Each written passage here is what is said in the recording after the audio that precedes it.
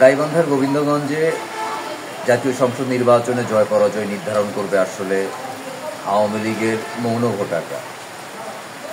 বিশ্বাস করেন বা না করেন, দীর্ঘদিন ক্ষমতায় থাকার কারণে গোবিন্দগঞ্জের রুট পর্যায়ে প্রচুর পরিমাণ আওয়ামী লীগের মৌন সমর্থক রয়েছে।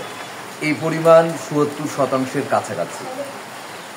এই বিপুল পরিমাণ মৌন আওয়ামী সমর্থকই আসলে জয় পরাজয় নির্ধারণ করবে। একটা দলে সক্রিয় কর্মী ১০,০০০ যদি হয়, সেই দলের রাজত্ব হয় দুর্দান্ত। বাকি সব কিন্তু আসলে মৌন সমর্থক, মৌন কর্মী। গত ১৫.৫ বছরে গোবিন্দগঞ্জে বিএনপি জামাত খুব বেশি কর্মী এবং সাধারণ মানুষকে টানতে পারেনি। এটা প্রকৃত সত্য কথা।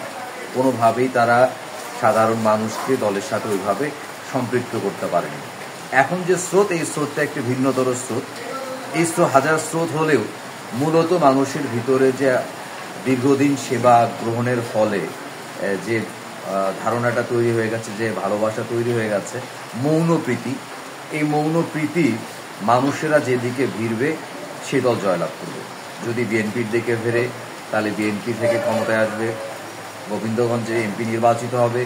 যদি জামাতের দিকে ফেরে তাহলে জামাত থেকে হবে, যদি জাতীয় পার্টির দিকে ফেরে তাহলে জাতীয় পার্টির দিকে হবে।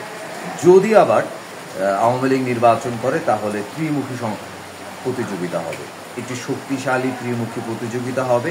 আওয়ামী লীগ নির্বাচন না করলে গোবিন্দগঞ্জ উপজেলার জন্য মৌন আওয়ামী লীগ যারা রয়েছে তাদের ভোট আসলে জয় পরাজয় নির্ধারণ করবে।